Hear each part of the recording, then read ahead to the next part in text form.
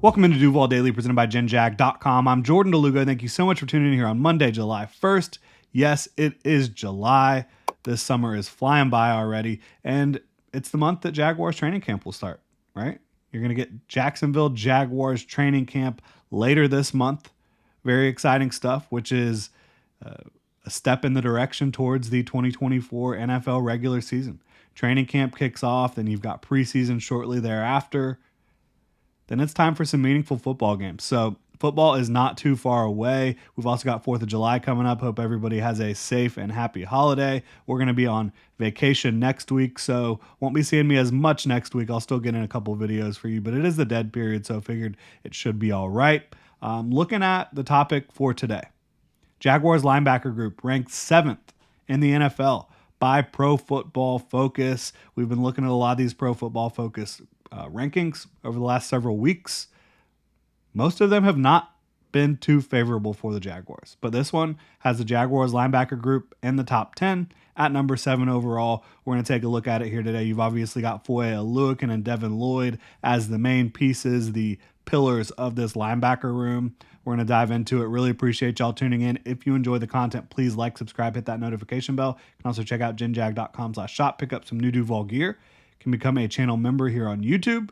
So let's take a look. Gordon McGinnis, great name, of PFF writes, Devin Lloyd's improvement from his first season to his second season seems to have slipped under the radar, but the 27th overall pick in the 2022 NFL draft was the 4th highest graded linebacker in the NFL in run defense last year with a 90 overall grade.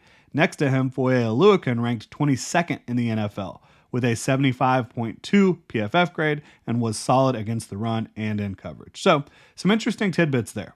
Absolutely interesting tidbits. I think starting at the end, ranking Foyesade Oluokun 22nd in the NFL. I think that's an obvious miss by PFF.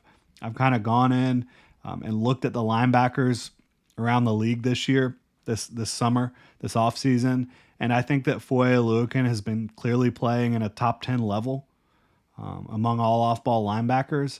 When you talk about his impact, and again, both the run game and in coverage, I just don't see it. Now, this may have something to do with maybe a couple games towards the end of the season where the entire defense really struggled, and we'll get into that later on. But I think ranking Foyesade Oluokun at 22 among linebackers is woefully low. I really do. This is a guy that, green dot, leads the defense on and off the field, makes plays on third down, plays well against the run, was really dynamite in coverage last year, in my opinion. So I can't see that one. But talking about Devin Lloyd, I do agree, especially locally in Jacksonville. Like, a lot of people were still very unhappy with Devin Lloyd throughout the 2023 campaign in Jacksonville. Everybody loves Foyesade Oluokun, and rightfully so. But I don't think that people saw as much improvement in Jacksonville as you could with a kind of national view of the team. Because Devin Lloyd really did improve. He got much more consistent diagnosing the run, firing downhill, and making plays. He got more consistent in coverage as well.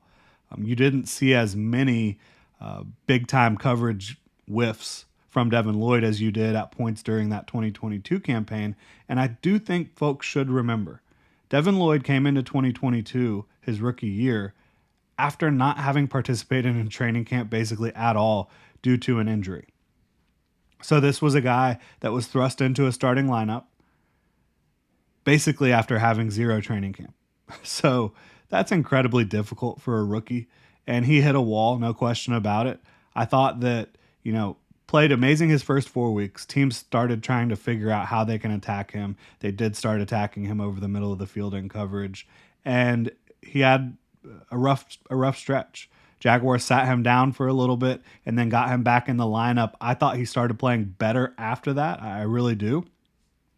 And I think he played even better in 2023. One more step in the consistency department, in my opinion, in the diagnosis department, pre-snap and post-snap, just picking up on what's happening in front of you. And I think Devin Lloyd could land among the best linebackers in football. Like, I think he has that type of skill set. He's got very good athleticism. He's very explosive. He's got great length at the position.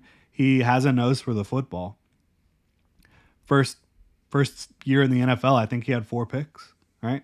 And then he was able to get his hands on the ball a ton last year in coverage.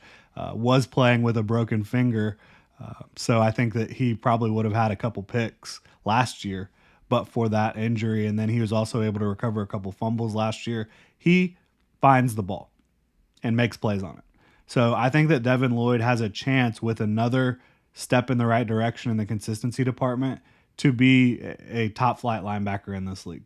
When he was coming out, linebacker is such a interesting position in the draft because off-ball linebacker is probably the second or maybe even first most devalued position in the NFL in terms of what they get paid. So I have Devin Lloyd as a right on the borderline of a top 10 prospect in 2022, but he's an off-ball linebacker. So where does the value match up, right, in the first round? The Jaguars felt that it matched up when he finally fell to 27 overall, and they decided to trade up. They said, this guy's fallen way too far. We're going to trade up. We're going to land Devin Lloyd and bring him to Jacksonville. And I was a big fan of the move, even though, again, off-ball linebacker, not the most valued position out there. In fact, one of the least valued positions in the NFL from a monetary standpoint. But I think Devin Lloyd has a chance to prove the Jaguars right this year. And so far, when you've seen him out on the practice field, which again, no pads or any hitting or anything like that yet, but he looks like he has grown physically over the last couple years. If you look at a picture from him during his rookie minicamp to now, looks like a completely different dude out there. And so I think he is probably in line for a big step forward. And I think Ryan Nielsen's defense is going to help both Foyesade Oluokun and Devin Lloyd in 2024. Another point, though, as I mentioned, the Jaguars traded up for Devin Lloyd. This group should be close to the top of the league.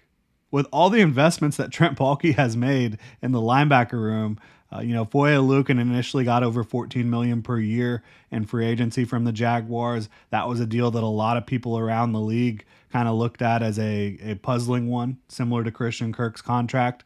Both of those guys have earned those contracts, though. The Jaguars just re-signed Foyesade or extended Foyesade. So you love to see Trent Baalke and that 2022 free agent class just doing great things. But then again, same year, 2022, you trade up for another off-ball linebacker in Devin Lloyd. And then same year, 3rd round pick, Chad Muma, off-ball linebacker. Following season in the NFL draft, Ventrell Miller, 4th round pick. The Jaguars linebacker room should be the best in the league based on all the investments they've made. And it has a chance to be up there. It really does. But it has been wild to see how much Trent Baalke has valued off-ball linebacker and how many resources he has poured into that room. Now, this is the year, as I've said, where I think they can really prove they are among the best. I think that just based on their skill alone, their development together, Ryan Nielsen's new defense, and I really look at last season, a big part of the defensive issues for the linebackers especially, the defensive front had injuries and poor play that they were dealing with. The Jaguars' defensive line, interior defensive line, had so much riding on Devon Hamilton, and rightfully so. Devon Hamilton was coming off an amazing season in 2022. Had a fantastic offseason. OTAs, minicamp, training camp, all that stuff. Preseason was going great. He dominated in the preseason. Then he had the abscess on his spine that was really scary situation, forced him to miss a ton of time, lose a bunch of weight. Couldn't get back into football shape for the 2023 campaign, but he's back in football shape now. And the Jaguars, even though they do have a healthy Devon Hamilton, they have made sure that behind him they have options for being able to play physically in the middle of that interior defensive line. Because as good as Roy Robertson Harris can be and as much as he can flash as a interior rusher, he really isn't that hold the point, free up the linebackers type of player. Devon Hamilton is. I think that Jordan Jefferson very clearly is the Jaguars' 4th round pick. And I also think Mason Smith can be that guy. Like Mason Smith can be very stout and physical against the run.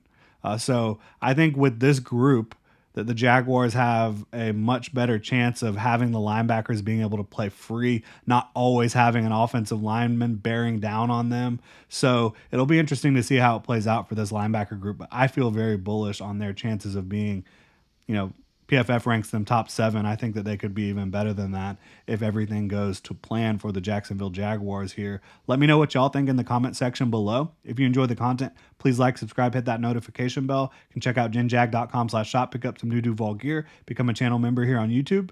Y'all have a good one.